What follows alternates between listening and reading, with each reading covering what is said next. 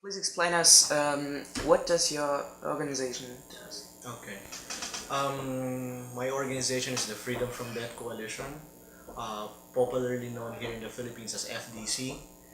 It's a 20-year-old coalition of different social movements, people's organizations, and campaign coalitions. We were created in 1987 after the downfall of the Marcos dictatorship. Then all of a sudden, the Filipino people realized that the Marcos dictatorship left us with a legacy of billions of onerous, fraudulent, and illegitimate debts. Is one of the problems you work on the poverty, or has that nothing Yeah. to do with? For the longest time, we've been linking the issue of poverty with the issue of debt. We've been asserting time and time again that a large part of our resources, of our money, are not distributed to finance specific social and economic services. For example, historically, the Philippine government is not giving enough money to the funding of education programs. The explanation of which is that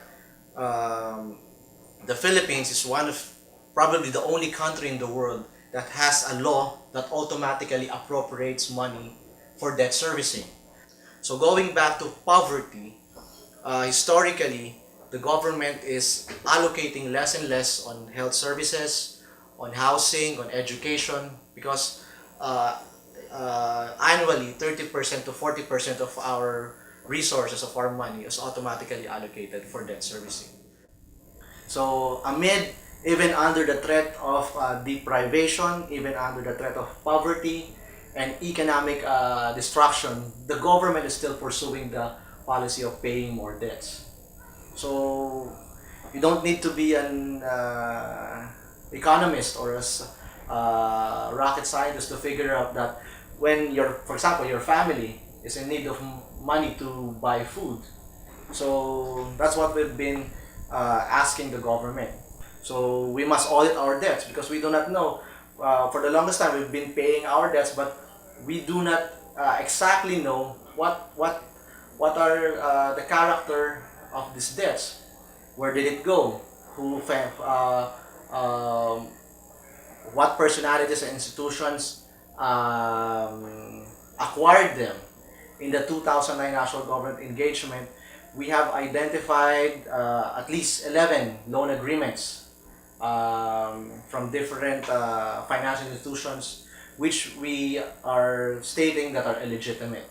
One of which is the World Bank loan amounting to 100 million US dollars, supposedly for the acquisition of fertilizers to be distributed to small coconut farmers. Unfortunately, the fertilizers were not delivered. No fertilizers were provided to the small coconut farmers, but for the longest time, we've been paying that debt. We propose a moratorium on the payment of external debt. We're not saying that we halt all payments to all debts. We're just saying that we stop temporarily the payment of external debts. Because in our list of illegitimate loan agreements, there is a German-funded project supposedly to modernize a certain state university in Zambales. That's the Philippine Merchant Maritime Academy. This is a small loan. Actually, it's just a 50 million pesos loan, supposedly to modernize the state university, its equipment. But for the longest time, according to different audit reports from the government, from our government, even from the German bank itself, that the modernization did not take place. Unfortunately, the Philippine government is paying the German government those debts, from the loan agreement. So maybe the German students, the German youth can urge your government at the very minimum to audit, to review all the loans that you've provided to us, that you've pushed to us. So what the German students or the German public can do is to replicate the same effort. So you ask your government to review all the loan agreements that you have provided to us. And if your government and your social movements and your NGOs prove that some of the debts are worth reviewing, worth renegotiating, worth canceling, and then it would be a good stride for us. We are not against debt. We would like to make that clear. We are not against debt. What we oppose are debts that are being used, loan agreements that are being used to exercise unequal power relations. Those are the debts that we're opposing. Illegitimate, odious, and fraudulent debts. Unfortunately for us in the Philippines, a large part of our debts are challenged as illegitimate. We've been submerged to this deadly spiral of debt for the longest time. In fact, we have a population of 90 million. Each individual, each Filipino, no matter the religion, no matter the age, has a debt of 44,000 pesos.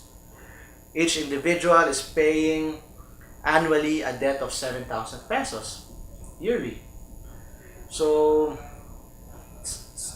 those facts speak for itself. So no wonder a lot of poor families cannot even make ends meet. They cannot even eat 3 times a day. So no wonder some of the a lot of our young people cannot even go to schools. So I guess that's our message for the German young people.